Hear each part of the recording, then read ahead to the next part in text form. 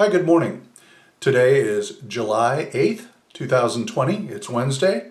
My name is Michael Garza for Keller Williams Realty, and today's Tips and Tricks Wednesday is going to be about ADUs, or Accessory Dwelling Units. We'll give you just a thumbnail sketch of what it is, what it means, and what it can do for you. All right, let's get into it. So an accessory dwelling unit, ADU, also known as a granny flat, an in-law unit, is an accessory building that can be put on your property. And the advantage there is that if you have in-laws, or as the name implies, or you want a rental for second income, you can do that. Now, there was a time when the laws were a little bit prohibitive on this, especially if you add in HOAs, city and county ordinances, etc. The law changed in 2017 as an effort for the state government to try and alleviate some of the homeless problems so that people can put ADUs in their property with a little bit less difficulty.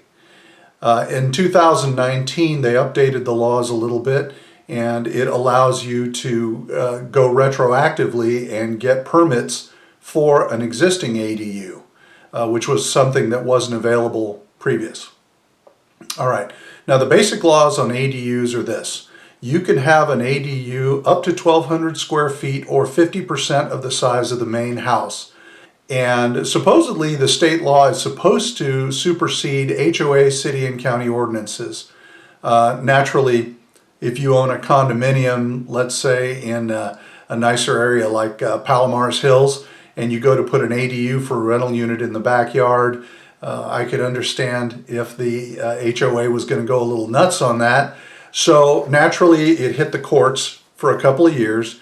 They needed to kind of sort out all the details in the law, and I think they've pretty much gotten it straightened out now, such that cities and counties don't have to adopt the state ordinances, but they do have to make it more feasible for somebody to build one on their property. And naturally, it still has to be permitted, which means that you still have to obey offsets, which is the distance from a fence or a statutory distance from say a survey line or the front of your house, a sidewalk, something like that. So those are still in play. However, if you do have an elderly mother or father and you want them to be closer to you so that you can help them, but you still want them to have their own area, an ADU might be a perfect answer for you. Also, everybody knows in the Bay Area how expensive it is to pay a mortgage here. A lot of people are using ADUs to offset the mortgage, so that's something that might be helpful. And in certain areas, ADUs are bringing pretty good money. So it could be very, very helpful, like in the peninsula where a mortgage is $5,000, $6,000, $7,000 a month. If you could bring in an extra $2,500 a month, that offsets quite a large percentage of your mortgage. You do have to, of course, share space with somebody else. And again, there are rules that have to be applied. They have to have their own entry and exit. The building still has to be up to code. It's got to have full facilities, which means, you know, a toilet, a shower at least, kitchen, things of that nature. But once you jump over those hurdles, it's not a bad idea if you've got the space. Now, the biggest problem that people are finding with ADUs is that construction since about, let's call it the mid-90s, has gotten to a point where the building on the dirt is consuming most of the footprint of the lot. So for example, once again, in Five Canyons Parkway in Castro Valley, a lot of the homes that are there, even though they're on a 5,000 square foot lot, they take up 4,500 square feet or 4,700 square feet of that lot.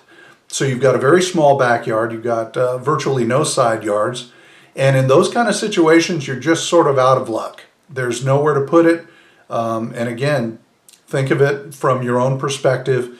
You wouldn't want to have to walk sideways down the side of a house to get to your home, even if it's a rental every day. So if you're in that situation, if you bought a newer home, you're kind of out of luck. But if you've purchased a home that was built, let's call it in the 80s or older, most of those homes have larger lots. And in that situation, most of the time you have the ability to place an ADU. Now, size isn't the only thing that matters to define an ADU. It also has to be built asynchronously from the main house, which means that it has to be built after the main house was constructed. Pretty simple rule, and it makes sense if you think about it. They want those larger lots of the older homes to be a little bit more dense as far as population. Hence, they can increase the amount of carrying ability for each lot as opposed to the number of people. So something with a large lot with a main house, and there's maybe an older couple living in the main house, that's not very dense.